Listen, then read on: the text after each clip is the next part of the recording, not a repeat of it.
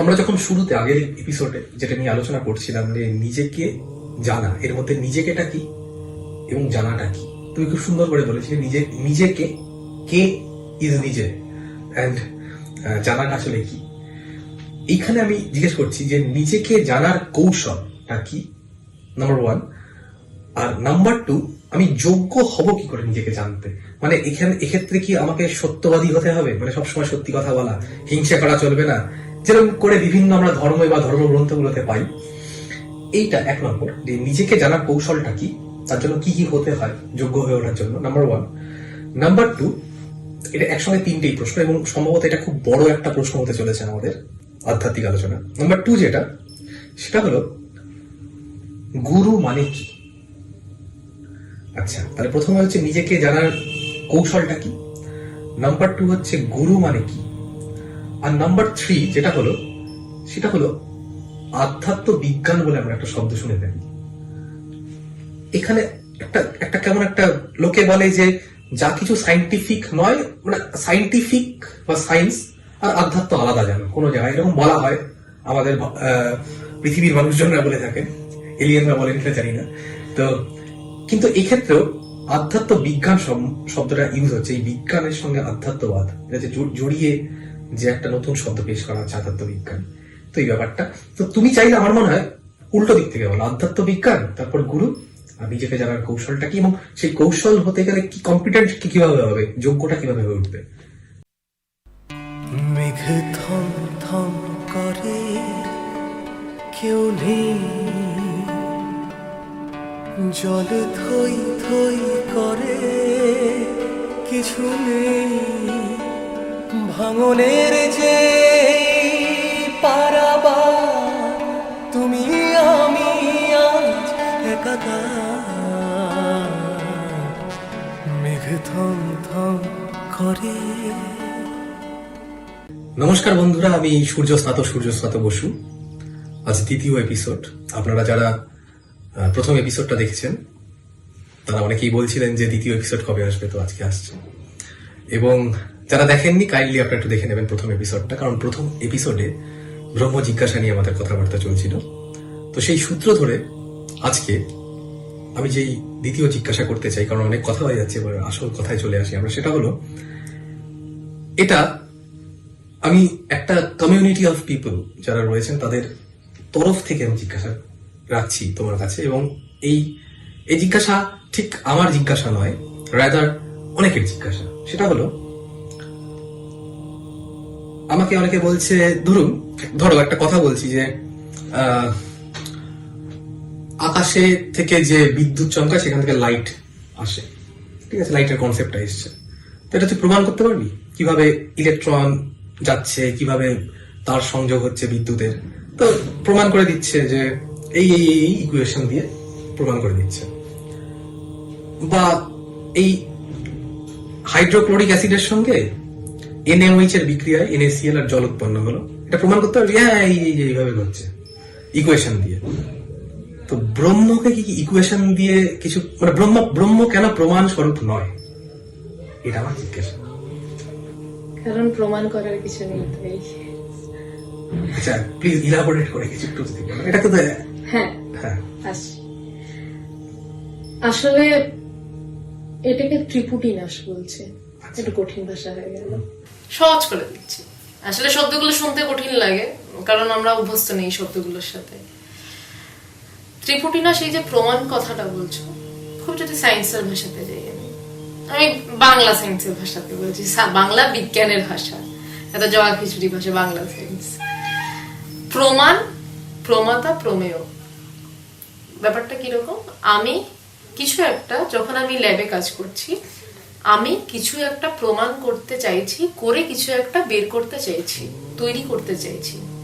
প্রমাণ, প্রমাতা, প্রমেয়, যে এটা হলে এটা প্রমাণিত হবে। বেদান্তে কি হয় বিষয়টা খুব সুন্দরভাবে সায়েন্সের থেকে ঘুরিয়ে দেওয়া যায়। ঘুরিয়ে দেওয়া যায় মানে সায়েন্সের অনেক গভীরতর সায়েন্স, এটা ইন্নার সায়েন্স বলা হয়, অন্তর্বিজ্ঞান। বলা হচ্ছে যে আমি আমাকে খুঁজতে বা প্রমাণ করতে যে আমি আছি, তাই জন্য আমি ধ্যান নামক বিক্রিয়ার আশ্রয় নিচ্ছি। বা সাধনা নামক প্রক্রিয়ার আশ্রয় নিচ্ছি।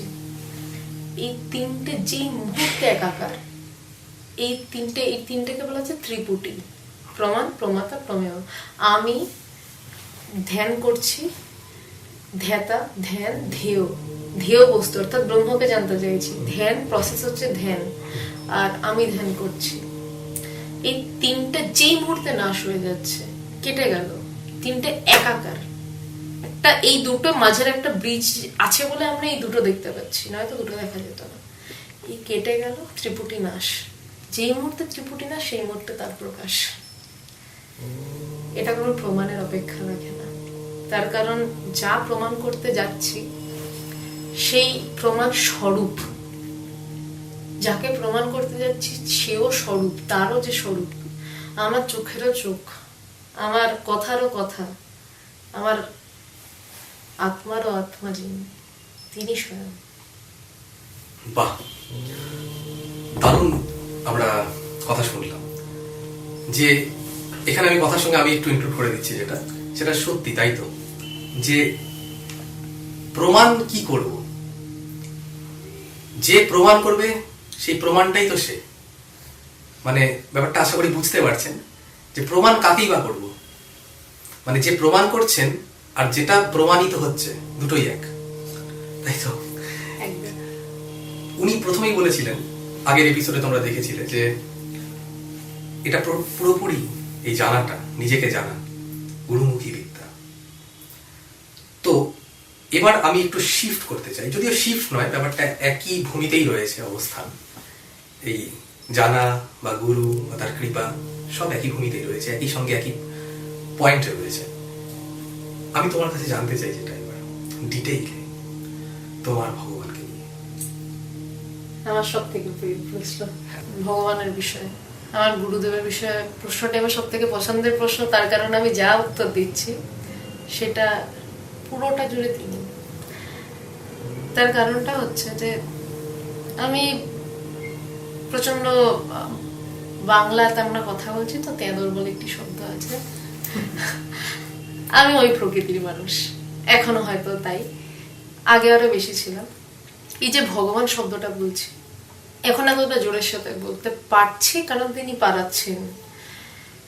আমি যখন ক্লাস 6-এ পড়তাম, অর্থাৎ 2005 সালের শেষের দিক এবং 6 সালের শুরুর দিক, সেই সময় আমার মামা প্রথম এসে বলেন যে একজনকে দেখলাম, আমার এক অনুভব হয়েছে, আমার কানে প্রথমেই অনুভব শব্দটা আসে, তাকে ভগবান বলছি। আমার রাগ হয়েছিল, কেন একজন মানুষকে ভগবান বলা হবে, তার হাতও আছে, পাও আছে। আর আমার মুশকিল হচ্ছে, আমি ততদিন অনেক কিছু পড়ে ফেলেছিলাম ক্লাস 6-এ। শুনতে অদ্ভুত লাগলেও এটা আমার মায়ের দৌলতে হয়েছিল। মানে মা, আমি যখন সবে বড় হচ্ছি, পড়াশোনা শিখিনি, যাতে আমার পড়ার অভ্যাস তৈরি হয়, মা আমার সামনে বসে বই পড়তেন। তো অটোমেটিক্যালি এটা ঠোঙা পেলে আমার পড়ার অভ্যাস হয়ে গেছিল। ততদিনে মা আমাকে স্বামীজির জীবনী থেকে শুরু করে সব এনে দিয়েছেন এবং আমি সবগুলো উপন্যাস গল্পের মতন পড়ে ফেলেছি এবং আমি মনে করেছি যে আমি সব পণ্ডিত হয়ে গেছি, আমি সব বুঝি, সব জানি। আমি কোথায় একটা পড়েছিলাম, আজও মনে পড়ে, মহাপুরুষদের আজানুলম্বিত হাত হয়, তো মানে হাঁটু অব্দি হাত, তারা খুব উচ্চতায় বড় হন।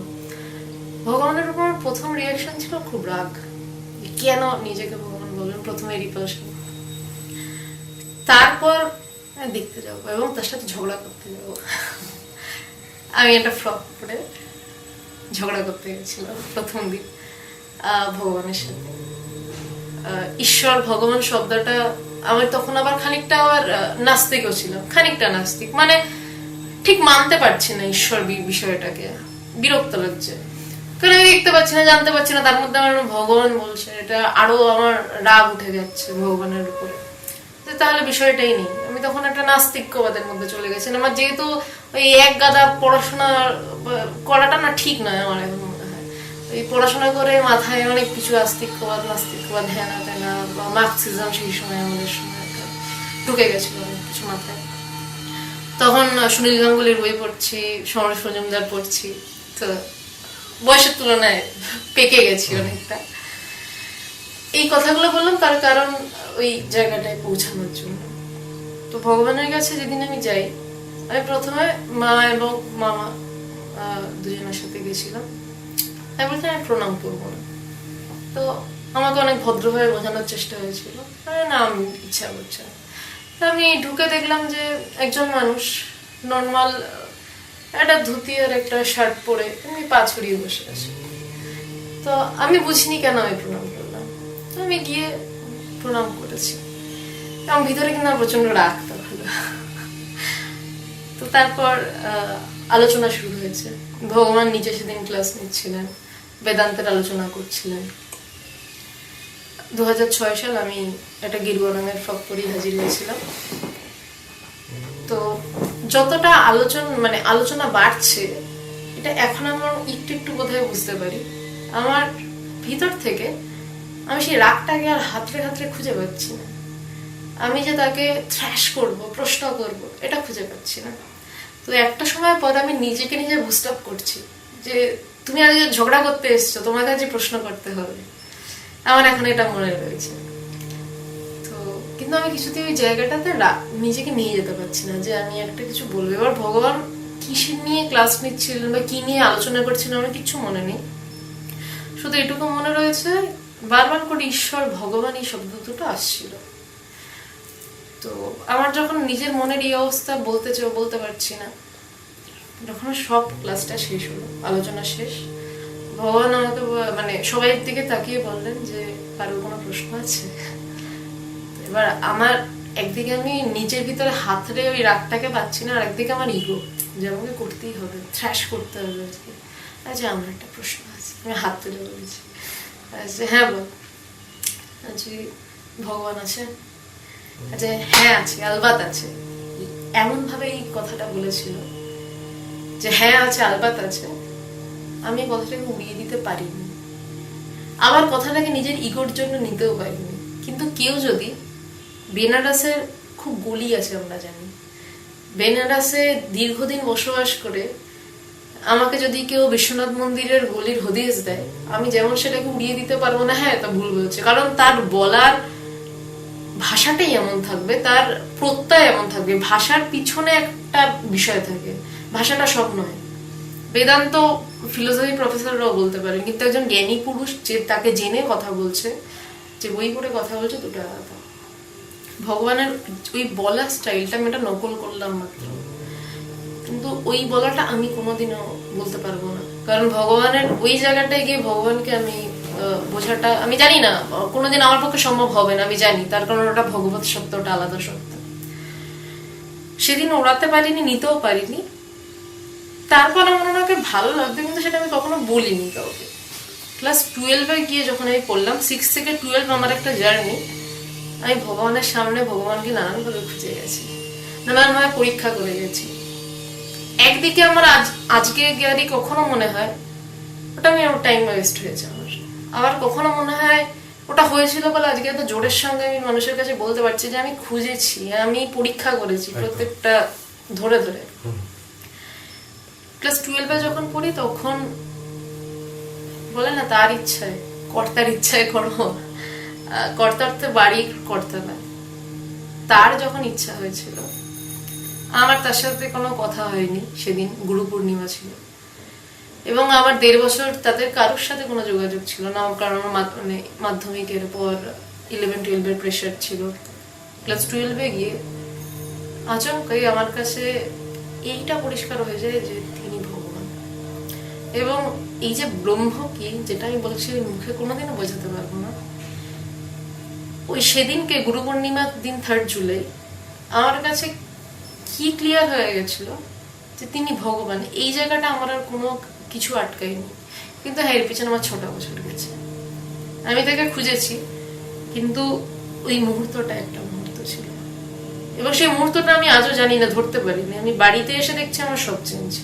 ঠাকুর একটা শব্দ বলছেন যে তাকে জানলে কি হয়, খোল নলচে বদলে যায়, পাল্টে যায়। আমি ওটা দেখেছিলাম যে আমার খোল নলচে পাল্টে গেছে, আমার ভিতরের মাল মশলা সব চেঞ্জ। আমি আগের নিজেকে আমি নিজে খুঁজে পাচ্ছি না, কিন্তু আমার বাইরেটা দেখতে সেম রয়েছে। আমার সাথে যারা পড়তো, যারা বন্ধু বান্ধব, তারা বলছে তোর কি হলো, কারণ আমি ওদের সাথে আর আগের মতন কথা বলতে পারছি না, কমিউনিকেটই করতে পারছি না, চুপ করে বসে রয়েছি, বা প্রচন্ড চঞ্চল, আমি খুব গম্ভীর হয়ে গেছি। আমার বাড়ির লোক বলছে এত শান্ত মেয়েকে আমরা চাইনি। আর আমাকে বাড়ি থেকে প্রথম ভগবানের কাছে নিয়ে যাওয়া হয়েছিল যে আমি এত চঞ্চল, আমাকে কি করে শান্ত করা যাবে। তো ভগবান এটাই, আমি তার সাথে ব্রহ্মকে আলাদা করতে পারি না এই কারণে, কারণ ওটাও একটা মুহূর্ত, এটাও একটা মুহূর্ত। এবং ভগবত সত্তা কোনো এক মুহূর্তে গিয়ে ব্রহ্মতে মিশে যায়, আবার ব্রহ্ম কখনো ভগবত সত্তায় এসে মিশে যায়। নিত্য থেকে লীলা, লীলা থেকে নিত্য, এই সামান্য ট্রান্সফরমেশন। আদারওয়াইজ এটাকে শাস্ত্রের ভাষাকে সহজ করে যদি বলি, একটা গন্ডার, সে জল থেকে তার নাকটা শুধু উঠে রয়েছে এবং সেই নাকটা দিয়ে শুধু নিঃশ্বাস নিচ্ছে, কিন্তু নাকটাও জলে ভেজা, তার গোটা শরীরটা দিচ্ছে। ভগবান এমনই, একটু উঠে আছে, আবার চাইলে আবার নাকটাও ঢুকে যাবে। এই যে এতক্ষণ ধরে তুমি কথা বলছো, আগের দিন আমার মনে হয়েছে তাই, যে তুমি যে এইভাবে ব্যাখ্যা করছো, এইভাবে বলছো সবকিছুকে, জীবনকে, তো যেন তুমি বলছো না, তোমার মধ্য দিয়ে ভগবানই বলছেন। আমি ভগবানকে ফিজিক্যালি দেখিনি কখনো সামনাসামনি, কিন্তু আমি এটা রীতিমতো অনুভব করতে পারছি এবং আমি জানি এই অনুভবটা বা অনুভূতিটা সত্য প্রচন্ডভাবে। আমার কিছু কিছু জিনিস জানার ইচ্ছে এখন করছে, যেমন এই যে আমরা মা বলি, মা কালী, কালী যেমন বলি, কালী শব্দটা কাল থেকে এসছে, কাল মানে সময়, সময় মানে যেটা ফিজিক্যাল ব্যাপারটাকে ধরে আছে, তুমি আমি, এই চাদর, ক্যামেরা, যা সবকিছু। আর এই কালের ঊর্ধ্বে মহাকাল, তিনি এই কালটাকে, এই সময়টাকে তিনি দেখছেন। তো এটা তো আমি বলছি, আমি বিশ্বস্ত সূত্রে এবং তোমার কাছ থেকেও শুনেছি যে ভগবান নিজেও বলেছেন যে কালী এসছে না, তার মধ্য দিয়ে প্রকাশিত হচ্ছেন ইত্যাদি।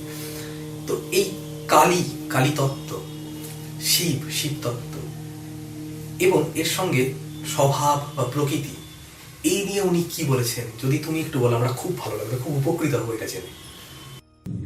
যে প্রশ্নটা করলে, কালী তত্ত্ব, শিব তত্ত্ব, আমার কাছে এই তত্ত্বগুলো না ব্রহ্মতত্ত্বের থেকেও গহীন, গভীর শব্দটার থেকে আর একটু গভীরতর, যেটাকে গহীন বলা হচ্ছে। তো কারণটা হচ্ছে যে ব্রহ্মতত্ত্বকে বলা হচ্ছে রাজপথ, প্রশস্ত, সোজা যাও, সাত দেউড়ির কাছে পারে, ঠাকুরের ভাষায় রাজা বসে রয়েছে। বলছে তুমি যখন একটা একটা করে দেউড়ি পেরোবে, তোমার মনে হবে এ রাজা, ভিতরে প্রশ্ন আসবে, কিন্তু যখন সাত দরজার পাড়ে গিয়ে রাজাকে দেখবে, তখন আর ভিতরে প্রশ্ন নেই, একদম ক্লিয়ার কাট, এই তো রাজা, সাত দরজার পাড়ে রাজা বসে রয়েছে। এই কথাটার গভীর মানে আছে, আমি ছোট্ট সরল করে বললাম। কিন্তু এই যে মায়ের তত্ত্ব, কালী, মা স্বয়ং, এই তত্ত্বগুলো অনেক গলি আছে, অনেক আঁক আছে, অনেক বাঁক আছে। সেই তত্ত্বগুলো নিয়ে ভগবান কথা তো বলেছেন, কিন্তু এই স্বল্প পরিসরে না, আর ইন্টারনেটে এই কথাগুলো বলাটা খুব একটা যুক্তিযুক্ত হবে না। তার কারণ যদি আমি বলি, তাহলে মায়ের তত্ত্ব বলতে গেলে একটা তন্ত্রের দিকে ঢুকে যাবে, আবার শৈব তত্ত্ব যেতে গেলে আগম তত্ত্বের দিকে ঢুকে যেতে হবে আমাকে, সেটা একটা শৈব তন্ত্র দিকে ঢুকে যেতে হবে। এবার কথাটা হচ্ছে যে আমি কি তন্ত্রের বিষয়ে জানি? পরিষ্কার উত্তর আমি বলবো যে না, আমি জানি না। কেন জানি না আমি এত স্পন্টেনিয়াসলি বলছি? আমি এখানে একটা ছোট্ট ঘটনা শেয়ার করি। আমার যেহেতু নানান দিকে আগ্রহ ছিল, এই আমাদের বেদান্ত নয়, আধ্যাত্মিকতা 4টে যোগ রয়েছে, তার মধ্যে তন্ত্র একটা যোগ, রাজযোগ রয়েছে, কর্মযোগ, আরো নানান রকম রয়েছে, নানান বাদ রয়েছে। তো হঠযোগ একটা প্রক্রিয়া শরীর ঠিক রাখার। তো আমি দুর্গাপুরে হোস্টেলে যখন পড়াশোনা করছি, আমি হোস্টেল থেকে আগে ভগবানের কাছে আসতাম, তারপর বাড়ি ফিরতাম, বেশিরভাগ সময়টা তাই হতো। নেহাত ভগবান তাড়িয়ে না দিলে, বহুবার তাড়িয়ে দিয়েছে, বেরিয়ে যা, তো বেরিয়ে চলে গেছি। তো আমার পেটটা একটু খারাপ ছিল, আমি জাস্ট ব্যাগটা তোলার সময় আমার খুব সূক্ষ্মভাবে মনে এই কথাটা উঠেছিল যে হঠাৎ সে গেলে তো ভগবান পারতো, তাহলে কারণ তখন দুর্গাপুর থেকে কলকাতা আসতে হবে 4 ঘন্টার প্রায় বাস জার্নি। তখন ভাবছি মানে কি করব, বাসের একটা স্টপেজ দেয়, মানে ঠিকঠাক পৌঁছাতে পারলে বাঁচি আর কি, আর পৌঁছাবোই, মানে এরকম একটা ব্যাপার। তো আমি ভুলে গেছি, বিষয়টাই ভুলে গেছি। জাস্ট ব্যাগটা কাঁধে নিতে যতটুকু সময়, ওইটুকু সময় আমার মনে কথাটা উঠেছিল। কথাটা নেই, শেষ হয়ে গেছে। যে হঠযোগটা জানলে ভালো হতো। আমি বিরাটিতে যখন ভগবানের কাছে আশ্রমে এসে বসি ভগবানের পায়ের নিচে, তখন একটা দুটো কথা বলার পর হঠাৎ করে আমাকে বলতে শুধু আমি সুস্থভাবে এসে পৌঁছেছিলাম। প্রথম কথা, ভগবান আমার দিকে স্ট্রেট আঙুল তুললো, তোকে আমি বেদান্ত শেখাচ্ছি, তুই বেদান্তটাই শিখবি, তোকে আর কিচ্ছু শিখতে হবে না, হঠযোগ টটযোগ তোকে শিখতে হবে না। আমি জাস্ট আকাশ থেকে পড়েছি যে আরে আমি ওখানে আমার মনে বৃত্তিটা উঠেছিল, বা বলা যেতে পারে একটা ইক্ষণ উঠেছিল। আবার কিছুক্ষণ পরে পুরো চিৎকার আমার দিকে তাকিয়ে, তোকে আমি অদ্বৈত বেদান্ত শেখাচ্ছি, তুই আর অন্য কিছু শিখবি না, হঠযোগ তোকে শিখতে হবে না, বারণ করছি আমি, আর অন্য কিচ্ছু না। গেল, আমি তো পুরো চুপচাপ এরকম করে বসে রয়েছি। আবার থার্ড টাইম, তুই কিন্তু অন্য কিছু শিখবি না, তোকে আমি অদ্বৈত বেদান্ত শেখাচ্ছি, তুই এটাই শিখবি। এবারই যে মায়ের তত্ত্ব, আমার মাঝে মধ্যেই মনে হতো যে তন্ত্রের কিছু ঘাটি, বা এই যে আগম নিগম তত্ত্ব ঘাটি, বা নিগম আগম তত্ত্ব বলা হয়। কিন্তু আমি ঘাটতে গিয়ে আমার কানে কোথাও একটা বেজে উঠেছে যে তুই ঘাটবি না। তার একটা কারণ বলছি। তার কারণ হচ্ছে এই যে মায়ের তত্ত্ব, শিবের তত্ত্ব আমি চোখের সামনে দেখেছি। ভগবানের সাথে এমনি কথা বলছি, আমি একটা দিনের ঘটনা বলছি, এগুলো হয়তো শুনতে অদ্ভুত লাগবে, কিন্তু হ্যাঁ এখন বলার সময় এসছে, বলতে পারি। এগুলো নিয়ে খুব একটা চর্চা আমরা করি না বা বলি না, তার কারণ ভগবান যে সংগঠনটা তৈরি করেছেন তার নাম দিয়েছেন ইন্টারন্যাশনাল বেদান্ত সোসাইটি। আমরা বেদান্ত ছাড়া বাইরে বিশেষ কিছু বলি না, কিন্তু আজ যেহেতু প্রশ্নটা উঠলো তাই বলছি। সেদিন শিবরাত্রি, শ্রাবণ মাসের শেষ সোমবার, লেক গার্ডেন্স বেদান্ত আশ্রম। সেদিন ভগবানের মধ্যেও না কোনো ভাব রয়েছে, আর আমাদের মধ্যেও না কোনো ভাব রয়েছে যে শিব পুজো করার। আমরা হাসাহাসি করছি, লিটারালি আমরা অত্যন্ত ফচকে ছিলাম, এবং ভগবান আমাদের সাথে আমাদের মতনই মজা করতেন। মানে কিরকম মজা করতেন বা কিভাবে মিশতেন আমাদের সাথে, হয়তো কোনোদিন মেশেন এখনো বলতে পারি। ভগবানকে একদিন একজন একটা নতুন জ্যাকেট দিয়েছে, ভগবান জ্যাকেটটা পরে হঠাৎ সিঁড়ি দিয়ে দৌড়ে নিচে নেমে এসছে লেক গার্ডেন্স বেদান্ত দিয়ে। এসে আমি দাঁড়িয়ে রয়েছি, ভগবানের হাইট আমার থেকে, মানে আমার মাথা ভগবানের হার্ডলি বুক অব্দি পৌঁছে, 6 ফুট এর কাছাকাছি হাইট। ভগবান নিচু হয়ে আমার মাথায় মাপে এসে বলছেন, জ্যাকেটের পকেটে হাত দিয়ে বলছে, দেখ আমায় নতুন জ্যাকেট দিয়েছে, এবার আমি যদি তোর পাশাপাশি না আসি তুই কি আমায় ধরতে পারবি? এই দেখ আমি তোর পাশে এসে এরকম ভাবে দাঁড়াবো, এইবার তুই আমায় ধরতে পারবি। ভগবানের এই যে শিবের কথাটা বলছে, যে শৈব তত্ত্ব বললে, এইগুলো তো সব তত্ত্ব, মানে বই পড়া বা কিছু নিয়ম আচার বিচার পালন। আসল তত্ত্বটা চোখের সামনে যখন আমি দেখছি, আমার এখনো অদ্ভুত মানে সিনটা চোখে ভাসছে বলার সময়। যখন ভগবান বসে রয়েছেন, তাকে পুজো করা হচ্ছে, ধীরে ধীরে আমি একদম সামনে বসেছিলাম, পায়ের সামনে বসে হাসাহাসি করছি পায়ের সাথে, আজকে শিব পুজো হবে, কি ভালো লাগে না, এরা কি করে শ্রাবণ মাসের সোমবার পুজো এত কিসের দরকার, আমাদের এইরকম মেন্টালিটি, এত পুজো কি দরকার। পুজো হচ্ছে এবং পাশে একজন সন্ন্যাসী গান গাইছেন, মহাদেবের গান গাইছেন। হঠাৎ আমিও চুপ, আমি যার সাথে ইয়ার্কি মারছি আমার সেই গুরু বোনও চুপ। আমরা না দুজনকে ধাক্কা মেরে বলছি, দেখ কিরকম চেঞ্জ হয়ে যাচ্ছে না, চোখের সামনে দেখছি। ধীরে ধীরে ভগবানের কিন্তু মুডে ছিলেন না, ধীরে ধীরে তাকে দেখছি কিন্তু সে যেন আর নেই, সে যেন অন্য কিছু একটা বিরাজিত, মানে সেই জায়গাটাতে বসে আছেন বলা যায় না, বিরাজ করছে একটা অন্য কিছু। এবং ভগবানের স্থির, ধীরে ধীরে ভগবানের সবকিছু বদলে যাচ্ছে, জানো কিন্তু চোখ মুখ একই ওরকম।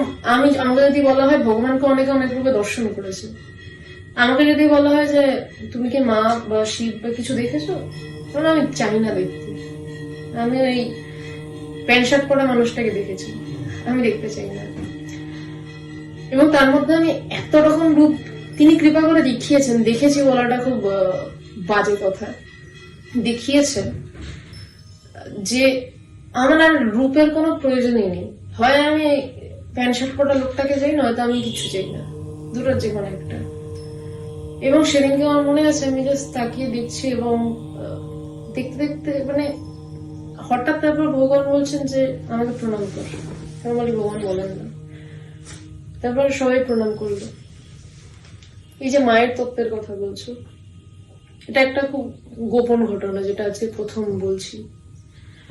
ভগবানকে দুর্গাপুজোতে প্রত্যেকবারই পুজো করা হতো, মানে সকালবেলা পুজো করতে, জাস্ট এমনি, মানে পুজোর কোনো বহর আমাদের কোনো দিনই নেই। তো 2023 সালে, না সরি 2022 সালে আমি ভোরবেলা সবে আলো ফুটেছে, আমি বিরাটি যাব ভগবানের কাছে দুর্গাপুজোর অষ্টমীর দিন সকালবেলা। স্টেশনে দাঁড়িয়ে রয়েছি, মায়ের তত্ত্বটা মানে এই তত্ত্ব অব্দিও মানে এরও বেরন গেছে, এই তত্ত্বর অব্দি আমার চোখের সামনে হয়ে ওঠা দেখা। আমি স্টেশনে দাঁড়িয়ে কানে হেডফোন গুঁজে হিন্দি একটা গান শুনছি, কিছু একটা হিন্দি গান শুনছিলাম। ভগবানকে আজ অব্দি কখনো দুর্গাপুজোর দিনে সন্ধি পুজো করা হয়নি, সেদিন অব্দি। হঠাৎ আমার মুখ দিয়ে একটা সন্ধি পুজোর কিছু একটা মন্ত্রের অংশ বেরিয়েছে। এবার ওটা বেরিয়েছে জোরে। আমার সামনে তখন বাজে ভোর 4:55 কি 56। তখন আমি মোবাইলটা দেখেছি, মানে সে সামনে একটা ছেলে, সে হঠাৎ ওরকম ভাবে একটা গর্জন টাইপের মন্ত্র শুনে, সন্ধি পুজোর একটা মন্ত্রের অংশ শুনে, সে চমকে আমার দিকে ঘুরে তাকায় এবং আমি হঠাৎ খুব অপ্রস্তুত অবস্থায় পড়ে যে কি হলো কেসটা, মোবাইলটা দেখেছি। টাইমটা মনে হয়েছে 4:55। এবং বিরাটিতে ঢুকতাম, আশ্রমে ঢুকতাম ভগবানের কাছে 6:30টার মধ্যে। তো 7টার পর ভগবান ঘুম থেকে উঠতেন এবং তারপর ওই ক্রিম একটা টাইম শুরু হতো। তারপর তো লোক ব্যবহার যত হচ্ছে তত ব্যাপারটা মানে ধীরে ধীরে লোকের সঙ্গে অন্য ব্যবহার শুরু হয়। 7টা থেকে 9টা একটা ক্রিম টাইম আমরা পেতাম, আমাদের সাথে বসে কথা হতো। তারপর লোক ব্যবহার হলো, তারপর আবার আসছে। তো আমি ট্রেনে উঠে আমার হঠাৎ এসছে যে সন্ধি পুজো তো ভগবানকে কখনো করা হয়নি, সন্ধি পুজোটা ভগবানকে করলে কি হয় না বলে আমার নিজে ভাবছি যে আমি কি খেয়ে দে, কাজ নেই, আমি বসে পুজোর চিন্তা করছি, কি করি। আমার এক গুরুবোন সুদেশনা, ওকে ফোন করেছি, ও যাবে বলে তখন ওর মতন রেডি হচ্ছে, আমার একটু পরে ঢুকতো। বললাম এরকম মনে হচ্ছে সন্ধি পুজো যদি করা যেত। তো সুদেশনা বলছে আমারও না কালকে ঠাকুর ঘরে বসে মনে হচ্ছিল, এই ঠাকুর ঘর মানে প্রেয়ার হলে প্রার্থনার ঘরে বসে মনে হচ্ছিল ভগবানের সামনে কিছু না বলিনি, কিন্তু কি করবে দেখো। ঠিক আছে, আর এক গুরুগণকে ফোন করেছি। তখন ও বলছে যে ওর জামাইবাবু পুজো করেন, নর্মালি সন্ধি পুজোর তিথিটা যেটা পড়ে সেই সময়টা 8টার আশেপাশে পড়ে, আর ভগবান মোটামুটি আমাদেরকে বাড়ি পাঠানোর জন্য 7টার আগে বের করে দেবেন। তো এবার আমি ভাবছি যে যদি সময় ঠিক না পাই তাহলে তো হবে না, ওকে ফোন করেছি। তো ও বলছে আরে আমারও কালকে এই কথাটাই মনে হচ্ছে, তাহলে চল সন্ধি পুজো করতে হবে। এবার ও জামাইবাবুকে জিজ্ঞাসা করেছে, আমরা কিন্তু এই বিষয়ে কিছুই জানি না, কারণ আমি এই দিকে কম ঘেটেছি। সন্ধি পুজো কি, তার উপাচার কি বা কি মন্ত্র কিছু জানি না। তো যখন এবং সবাই জেনে থাকবে তো সন্ধি পুজোতে 108টা পদ্ম ফুল খুব জরুরি। আমার সাথে পুরোহিত গণের কোনো ফুলের যোগাযোগ নেই। আমি অদ্ভুতভাবে সেই বছরই দুর্গাপুজোর আগে একটা কোটেশন পেয়েছিলাম পুরোহিতদের, যে মনে রেখো, কোন একজন পুরোহিতদের আচার্য বলেছিলেন যে মনে রেখো যে অবতার রাম এবং যার জোগাড়ে স্বয়ং হনুমান, তারও কিন্তু মায়ের পুজো করতে একটা পদ্ম কম পড়েছিল। সুতরাং পুজো করতে বসার আগে এটা বলে বসবে তোমার পুজো তুমি করো না। এই কথাটা আমি যেদিন চোখে পড়েছিলাম, আমি ভেবেছিলাম আমার চোখে কেন পড়লো, খুব প্রশ্ন এসেছিল। সেদিনকে বুঝেছিলাম কেন পড়েছিল, কারণ সন্ধি পুজোর 108টা পদ্ম ছাড়া হয় না, 108টা প্রদীপ ছাড়া হয় না, 108টা অপরাজিতা ফুল ছাড়া হয় না। আর দিনের দিন অর্ডার ছাড়া সেগুলো জোগাড় করাটা মারাত্মক কথা। আমার তখন প্রথম ওই কথাটা মাথায় এসছে যে তোমার পুজো আজকে তুমি করো, আমরা পারবো না, করতে হবে এটুকু বুঝতে পারছি। এবার ওই সকালে 1-2জনকে ফোন করছি, যে বলছে পদ্ম দিতে পারবো না, তারপর বললো ফোটা পদ্ম দিতে পারবো না, 20 দেবো, তাই দাও। লাস্টে পদ্ম এলো 108টা মালা, 108টা প্রদীপ। সকাল ভোর 5:10-15 প্ল্যান হয়েছে, বিকেল 3টার মধ্যে সমস্ত জিনিস জোগাড়। এবং ভগবানকে ওই প্রথম এবং শেষবার বোধহয় আমার বলতে কি গলা কেঁপেছিল। ভগবানের সাথে নর্মাল বিহেভ করতাম, তিনি করতে দিতেন বলে। আমি সেদিনকে গিয়ে না, ও পুজোর যখন অনুমতি নেবো, তার আগে অব্দি জানি না যে মানে পুজো করতে পারবো কি পারবো না, জোগাড় হচ্ছে না সবকিছু। সব জোগাড় হওয়ার পর যখন আমি পায়ে হাত দিয়ে বলেছি, পায়ে হাত দিয়ে বলেছিলাম, অত ভদ্রতা আমি দেখাই না। আমি গিয়ে আমার হ্যাঁ ভগবান বলবো, এটা অসভ্যতাই করতাম। আর ওটাতেই ভগবান অভ্যস্ত নর্মালি আমার সাথে, তোমার আজকে পুজো করবো, অনুমতি দেবে। ওই আমার প্রথম গলা কাঁপে। আমি সেদিন টের পাচ্ছিলাম যে কিছু একটা ভয়ঙ্কর শক্তি ওই পুজোটা করাচ্ছে। কারণ সন্ধি পুজো দেবী চামুন্ডার পুজো, চন্ড মুন্ড বধ করছেন এই মুহূর্তটা, খুব ক্রুশিয়াল মোমেন্ট। এবং পুজোটা যখন করছি আমার এখনো মনে আছে, মানে আমি জাস্ট টলছি এরকম। প্রদীপ, আমি ভগবানকে তিলকটা পরিয়েছিলাম, বাকি সবাই এই ভিডিওগুলো রয়েছে আমাদের কাছে, হয়তো ভবিষ্যতে কখনো ইউজ করব। ভিডিওতে কিছু বোঝা যাবে না, হয়তো বা বোঝা যাবে কিছু সামান্য। সামনে যার ফেস করেছিলাম না, ওটা আমি বোঝাতে পারবো না। এই যে কালী তত্ত্ব বলছো না, আমি চামুন্ডা দেবীর তত্ত্বের কথা বলছি। এটা যখন চামুন্ডা দেবীর পুজো হয়, এই সন্ধি পুজোর সময় সবাইকে বলে দৃষ্টির সামনে থেকে সরে যাও। আমরা এসব জানতাম না, আমরা একদম মুখোমুখি দাঁড়িয়ে পুজো করছিলাম। এবং সেই সময়টা এমন একটা পরিস্থিতি হয়ে গেছে যে আমরা মানে পুজো টুজো পাত্তাই দিই না, বিশ্বাসই করি না। সেই আমি, সুদেশনা এবং আরো যে গুরু বোন ছিল, 3জন আমরা পুজো করছিলাম। এবং আমরা খুব মানে অদ্ভুত ভাবে আসন নিয়ে পুজো টুজো করেছি, যেটা আমরা নর্মালি বিধিসম্মত আমরা কিছু করি না। এবং সবকিছু অপরাজিতা, পদ্ম, তারপর সমস্ত কিছু 108টা সমস্ত জোগাড়, এবং চেলি থেকে শুরু করে মায়ের শাড়ি সব হাজির। ভগবানকে যখন তিলক দিয়েছি তখনই কেমন একটা লেগেছে। তারপর যখন পুজো করছি না সামনে, জাস্ট আমরা এরকম টলছি, পাত্তা ফাত্তা তো দেবো না, এরকম একটা ভাব। কোনো মতে রেখে আমরা এক গুরুবন তো কাঁদছে হব করে শুয়ে, আমি কোনো মতে টোলে পাশে বসে পড়েছি প্রণাম করে। এবং তারপর এমন অবস্থা, আমরা প্রায় 7 দিন ঠিক করে উঠতে পারি না। আর ভগবানও পুজোটা নিয়েছেন, তো তিনি সেই রূপে গ্রহণ করেছেন সেই সময়। এবং ওই মুহূর্তে আমি তোমাকে এখন মুখে পারবো না কোনো মতেই বুঝাতে। ভগবান তারপরের দিন আমাকে আর সুদেশনাকে ঘরে ডেকেছিলেন, ডেকে বলছেন যে তোরা এটা কি পুজো করলি, একভাবে চলছিল একদম হাইতে তুলে দিলি। আমিও বিছানায় পড়ে গেলাম, তোরাও পড়ে গেলি। মানে আধ্যাত্মিকতার যখন প্রচন্ড একটা ফ্লো যায়, তখন বহুবার ভগবানকে দেখেছি যে উঠতে পারছে না দিনের পর দিন। এবং আমাদের সেটা হয়েছিল যে আমরা 7 দিন প্রায় আমরা উঠতে পারিনি। সারাদিন পড়ে পড়ে ঘুমাচ্ছি, নয় পড়ে রয়েছি বিছানায়, উঠতে পারছি না। আমাদের সামনে এইভাবে কালী তত্ত্ব এসছে, আমাদের সামনে এইভাবে শিব তত্ত্ব এসছে। যদি ভগবানের বলার থেকে বেশি এগুলো আমরা দেখেছি।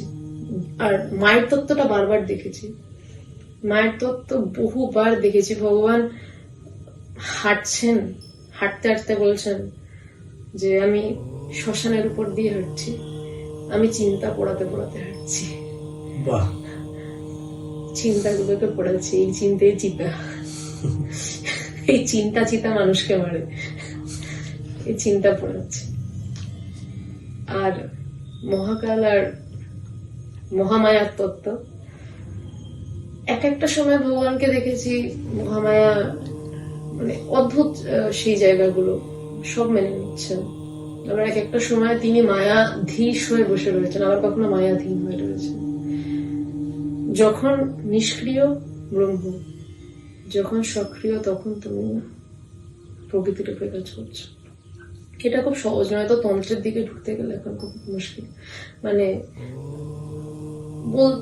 মানে বলা যায় কিন্তু আসলে উচিত না। ইন্টারনেটে অনেক কিছুই বলা যায়, কিন্তু তন্ত্রের বিষয়ে আলোচনা উচিত নয়। গুহ্য তত্ত্ব ঠিক এবং মানুষের অপকার হয়ে যায়। ঠিক ঠিক একদম সত্যি কথা বলতে, একটু আগে যে আলোচনাটা হলো এই মাত্র, আমি ভগবানের দিকে তাকিয়েছিলাম এবং আমিও একটা ভাব বিহ্বল পরিস্থিতিতে চলে গেছিলাম এবং খুব শান্ত অনুভব করছিলাম, শান্তি অনুভব করছিলাম, একাধারে শান্ত হয়েছিলাম। আমার যে জিজ্ঞাসাটা এবার তোমার জন্য রয়েছে সেটা হলো, আচ্ছা এই যে মানুষ সমাধিতে যান, সমাধিরও কি ওপারে বৃন্দাবনে তারা লীলা করে চলেছেন? তারা কি তারও উপর স্তরে আছেন, বা তাদের স্তরটা কি, বা এটা কি স্তর দিয়ে কি বলা যায়, কি স্তরেরও উপরে এইসব ব্যাপারগুলো, এই লীলা বা এই যে বৃন্দাবনের যে যাদের কথা বললাম, তো এই নিয়ে ভগবান কি বলেছেন?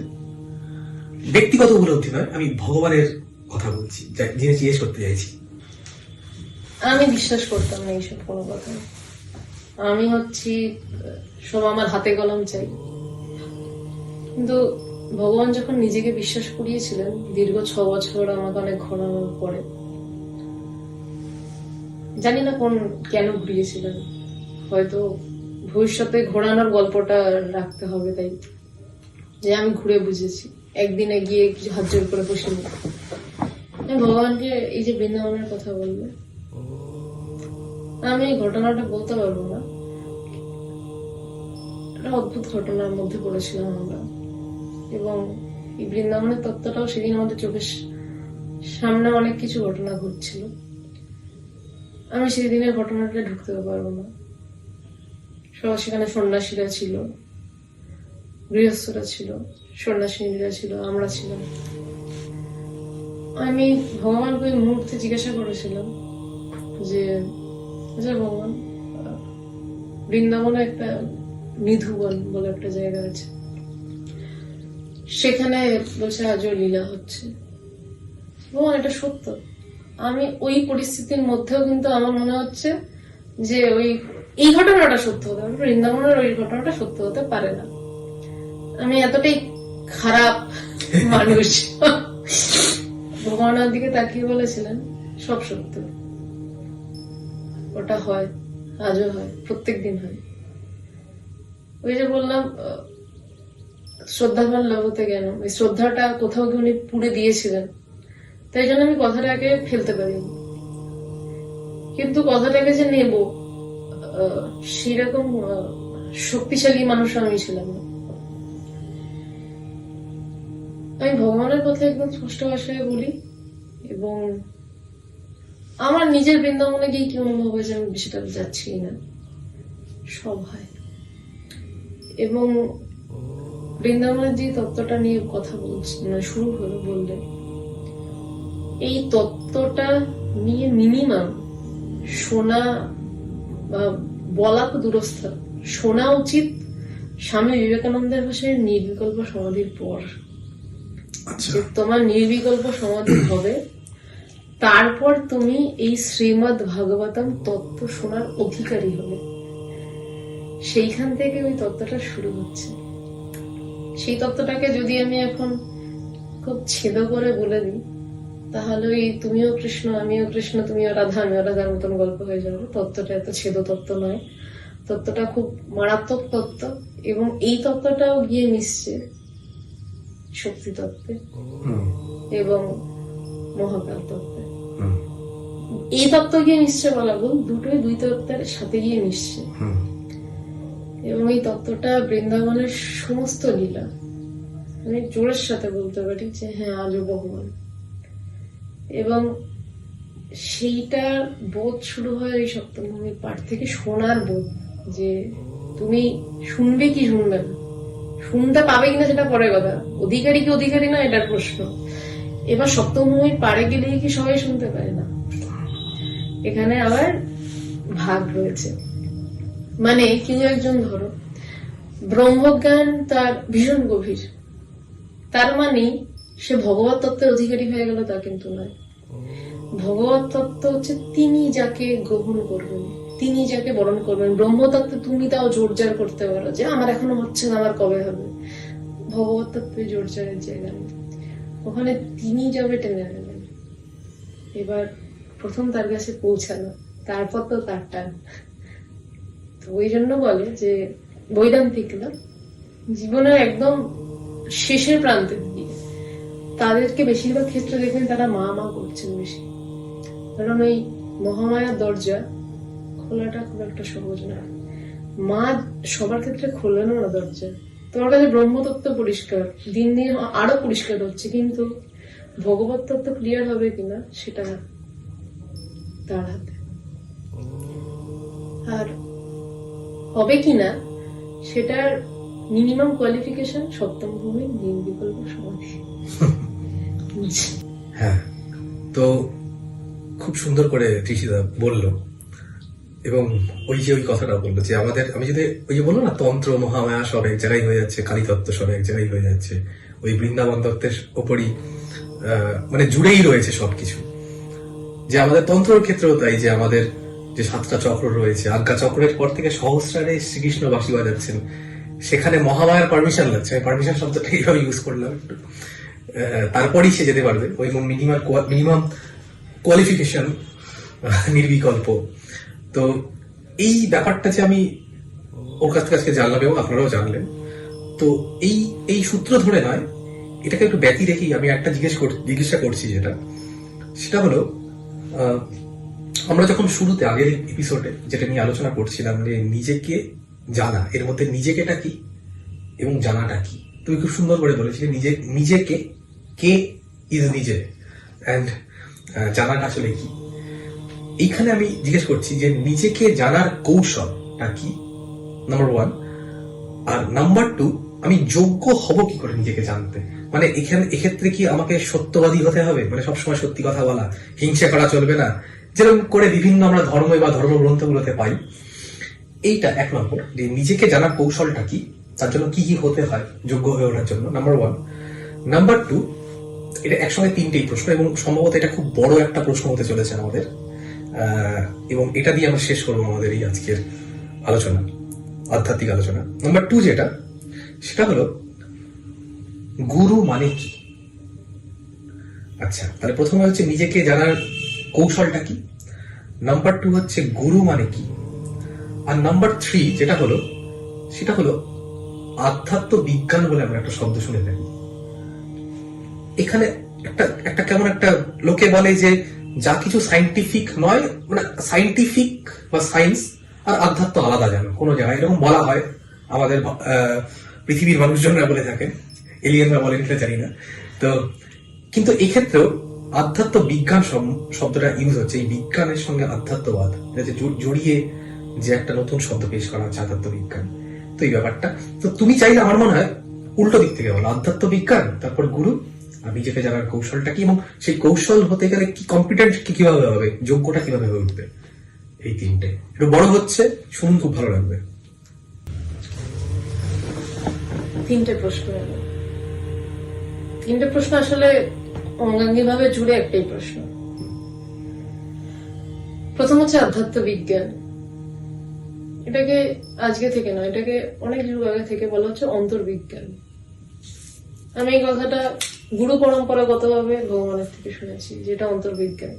তারও আগে আমি শুনিনি, তারপরে আমি বইতে পড়েছি স্বামীজির জ্ঞান যোগ, এখান থেকে বিজ্ঞান আসছে। বিজ্ঞান মানে বিশেষভাবে তুমি সেই জ্ঞানটা লাভ করছো।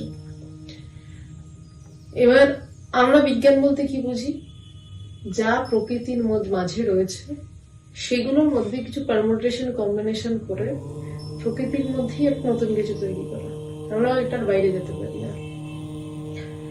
আর আধ্যাত্ম বিজ্ঞান হচ্ছে প্রকৃতিটাকে পার করে চলে যাওয়া। এই সায়েন্সটা ভিতরের বিজ্ঞান। আমরা খুব সহজ ভাষায় বলছি। প্রথমে আমরা ভেবেছি কি যে আমরা এইরকম একটা আলোচনা করব, তারপর এসছে ক্যামেরা, তারপর এসছে কথা, তারপর মাইক টাইক সব এসছে, মাইক্রোজে কথা বলছি শোনা যাচ্ছে, তারপর এসছে প্রশ্ন, তারপর এসছে উত্তর। প্রথম এসছে কি না আমরা এটা নিয়ে আলোচনা করব, এইটার সূত্রটা যেখানে আমরা এটা নিয়ে আলোচনা করব, বা আমি এটা আবিষ্কার করব। যে আবিষ্কার করতে চাইছে তাকে জানাটা আধ্যাত্ম বিজ্ঞান। তার ভিতর থেকে প্রথমে উঠছে এটা আবিষ্কার করব, বা আমি জল খাবো, আর কিছু না, আমি জল খাবো, শুধু এইটুকুই। আমি দাঁত মাজবো, আমরা প্রশ্ন করি না কে মাজবে, কে আবিষ্কার করবে, আমরা দেখতে পাই যেটা সেটা আমাদের ভালো লাগে। আধ্যাত্ম বিজ্ঞানটা কেন জনপ্রিয় নয়, কারণ আমরা এটা দেখতে পাই না, আমরা এটা হয়ে বসে আছি।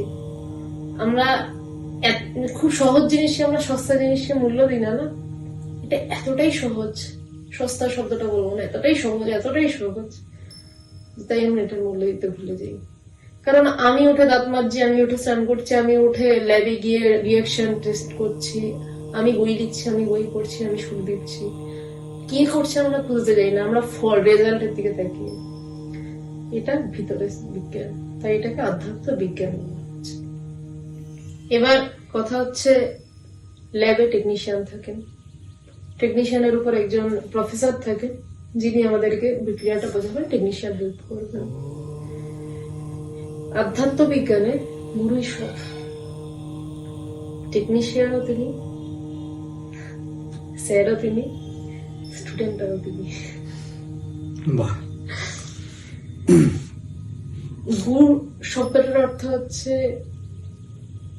আলো, অন্ধকার যিনি দূরীভূত করেন, গু এবং ডু, যিনি অন্ধকার দূরীভূত করছেন তাকে গুরু বলা হচ্ছে। কোথাকার অন্ধকার? এইখানের আলোটা তো নিভিয়ে দিলেই বন্ধ হয়ে যাবে, এই ঘরের এত আলো দেখতে পাচ্ছি, আমিও কালো হয়ে যাবো, ঝাপসা হয়ে যাবো, ক্যামেরার আলো নিভে যাবে। গুরু সেই অন্ধকার দূর করেন না। আমার মনে যদি আমি চোখ বন্ধ করে থাকি তাহলেও তো আমি স্বপ্ন দেখতে পাই, সেখানে তাহলে আলোটা কোথা থেকে আসে? যদি শুধু বাইরেই লাইট থাকে, ভিতরেও তার মানে আমাদের একটা জগৎ চলছে, চিন্তার জগৎ। গুরু সেই চিন্তার জগৎটাকে বন্ধ করে দেন, এবং যে মুহূর্তে চিন্তার জগৎ বন্ধ হয়ে গেল, ভিতরের এই কাব্যিক লাইট বন্ধ হয়ে গেল, সেই মুহূর্তে আসল হাজার হাজার মেগাওয়াটের লাইট জ্বলে ওঠে এবং সেটা সর্বব্যাপী সত্তায় একাকার হয়ে যায়। এবং সেখানেই বলা হচ্ছে যে এই গুরু বন্দনাতে বলা হচ্ছে যে একটু কাট, তুমি চুপ করতে থাকো, আচ্ছা। কাট হয়ে যাবে। যে গুরু, হ্যাঁ, গুরু প্রণাম মন্ত্রে যেটা বলা হচ্ছে যে মন্ত্র মূলম গুরু বাক্যম মোক্ষ মূলম গুরু কৃপা। বলছে গুরুর বাক্যটাকে মন্ত্রের মতন নাও, যা বলছে সেটা বলছে, যদি সোজা হয়ে বসতে পারলে ওটাকে মন্ত্রের মতন নাও। যে মোক্ষ মূলম গুরু কৃপা, বলছে গুরু কৃপাটা কি না? মোক্ষ, মুক্তি। গুরু এই সমস্ত দেশকালের পারে আমাদেরকে নিয়ে যান। আমাদের মনে হয়, এটাকে শাস্ত্রে বলা হচ্ছে পুরুষকার, প্রথমে বলে দিচ্ছি টার্মসটাকে। এই মানে আমি কিছু করছি, আমি নিজেকে জানবো, আমাকে প্রথমে এই বেদান্ততে এইটার উপর জোর দেওয়া হয় যে তুমি আত্মকৃপা করো, যে তুমি চেষ্টা করো নিজেকে জানতে, সাধনা করো। যাই হোক, ভক্তির দিকেও তুমি সাধনা করো, যোগ করো, ধ্যান করো, অনেক কিছু। এই যে তুমি প্রক্রিয়ার কথা বলছিলে যে কি কৌশল, আমি একসাথে উত্তরটা দিচ্ছি। এর না কোনো মানে এক একজনের জন্য এক একটা রকমের কৌশল। মানে আমার জন্য যদি জ্ঞান পথ হয়, গুরুই নির্ধারিত করে দেবেন যে আর একজনের জন্য জ্ঞান পথটা নয়। এটা কি স্বভাব ভেদে হয়? হ্যাঁ, তার সবার সংস্কার সংস্কার। যেমন আমার মানে আমি এতটাই খারাপ মানুষ যে আমি কর গুনতে অতি ভগবান অন্যদেরকে শেখাচ্ছিলেন। একজন জিজ্ঞাসা করেছিল যে কি করে কর গুনবে দীক্ষা, তো আমি প্রায় মাথা নামিয়ে ভগবানের সিংহাসনের নিচে ঢুকে যাই আর কি, যাতে আমাকে না করতে পারে। আর শেষ হওয়ার পর আমার কাছে তোকে করতে হবে, তুইও ধ্যান করিস তাহলেই হবে।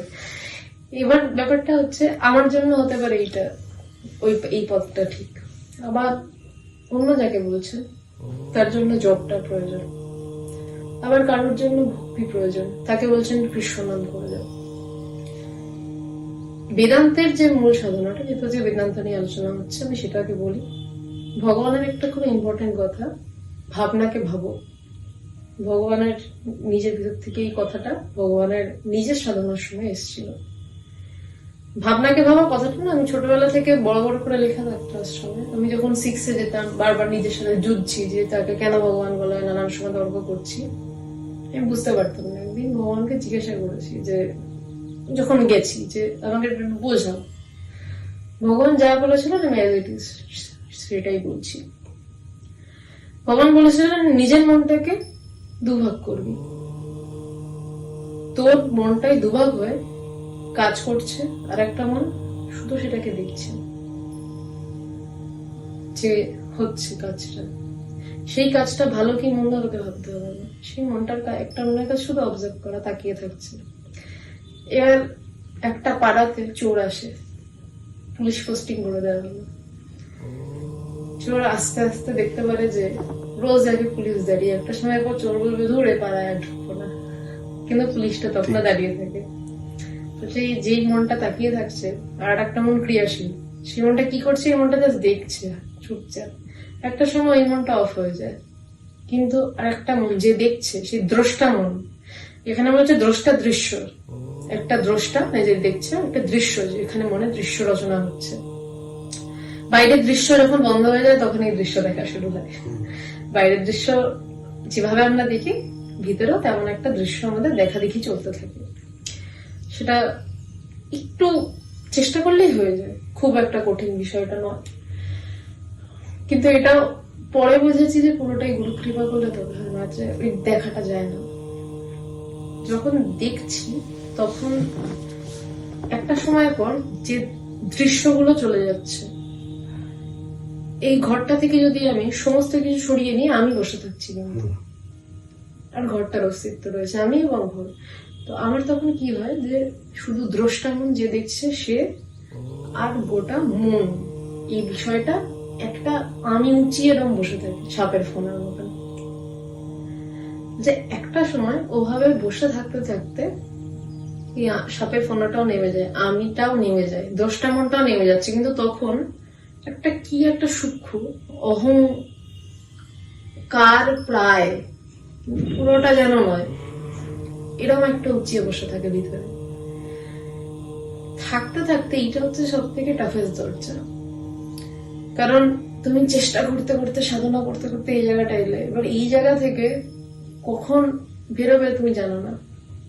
ভগবান আমাকে খুব দারুণ এইটা একদিন বলেছিলেন। আমি নিজে যখন খুব এই ধরনের একটা ফেজের মধ্যে দিয়ে তার কৃপায় যাচ্ছিলাম, আর একটা সময় মনে হচ্ছে আর পারছি না, আমি ছেড়ে উঠে চলে যাবো।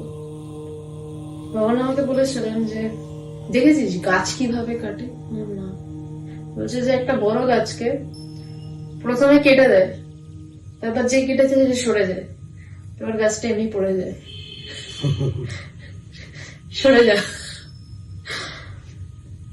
আর তখন ভগবান একটা খুব সুন্দর কথা বলেছিলেন যে হয় তখন কোভিড ছিল, লকডাউন, মানে কড়া লকডাউন যাকে বলে, এখান থেকে বিরাটি এই মাত্র 20-22 কিলোমিটারও মুভমেন্ট করতে পারছি না, যে হয় আমাকে তোর কাছে যেতে হবে, নয় তোকে একবার আমার কাছে আসতে হবে, আর নয়তো বাড়িতে বসেই তোর যা হল। তো যাই হোক, এর পরের কথাটা থাক, আলাদা বিষয়। কিন্তু বিষয়টা এটা, যদি এবার সাধন পদ বলো, কৃষ্ণনাম করতে করতে জ্ঞান হয়ে যাচ্ছে, আমি দেখেছি। আমি এটা দেখেছি ভগবানের সাথে একটা প্রবল ভাবের মুহূর্তে সবাই মিলে হয়তো নাচছে, আমি দেখছি দাঁড়িয়ে, এবং সেইভাবে ছিটকে পড়ে গেল আমার চোখের সামনে একের পরে, এবং পড়ে গেল। এবার এটা তোকে বলতে পারি, আমি তো বলতে পারি যে আমার নিজের মৃগী হলো নাকি, প্রবলেমটা কি হলো, আমি নিজে তাদেরকে হাতে ট্রিট করেছি, মানে তুলেছি, ট্রিট করেছি, মানে পুরো ডেড বডি জাস্ট তুলে সাইডে যখন সরাচ্ছি, কোনো পালস বিট সরতে পারছি না, সেভাবে বোঝাও যাচ্ছে না যে কি মানে কি করবো। তারপর তার যখন চেতনায় এসছে, সে তার কথাবার্তা পুরো বদলে যাচ্ছে। সারদাম একটা কথা খুব সুন্দর বলেছিলেন যে জ্ঞান হলে কি হয়, সিংহ যায়? যে না, তার সবকিছু বদলে যায়, সিংহ যায় না জ্ঞান হলে। আমি বহু মানুষকে সমাধি অবস্থাতে অবশ্যই দেখেছি, জ্ঞানের ব্যাপারটা যা দেখেছি সেটা দেখেছি, জ্ঞানের বিষয়টা আরো গভীর তত্ত্ব। তো সমাধি অবস্থা খুব একটা সহজ নয়। মানুষের সমাধি অবস্থাটা গিয়ে যেতেই চায়। আমি বলবো না, ভগবান আমাকে একটা জিনিস শিখিয়েছেন যে লক্ষ্য স্থির করে, আচ্ছা, জ্ঞান চা, জ্ঞানের জন্য লালায়িত হও। কোনোদিন বলেননি আমাকে সমাধির জন্য লালায়িত হও, আচ্ছা জ্ঞানের জন্য লালায়িত হও। যদি তোমার বিষয় থাকে সমাধি, তাহলে তোমার সমাধি হবে। যদি তোমার বিষয় থাকে আমার জ্ঞান চাই, তাহলে কিন্তু তোমার জ্ঞান হবে। যদি তোমার থাকে যে আমার হতে হলে হাইয়েস্ট জ্ঞান লাভ চাই, একদম একাকার চাই, তাছাড়া আমার হতে হবে না, না হলে সেই না হবে, তোমার কিন্তু তাই হবে। ইম্পর্টেন্ট তুমি সেট করছো কি নিজের জন্য। তিনটে জিজ্ঞাসার মীমাংসা করলো তৃষিতা, যদিও তিনটে নয়, তিনের পরে 3 এবং তারপর আরো কোটি, 33 কোটি জিজ্ঞাসা রয়েছে আমার ব্যক্তিগত স্তরে, কিন্তু সময় খুব সীমিত। তাই আজ এই পডকাস্ট আমরা এখানেই শেষ করছি।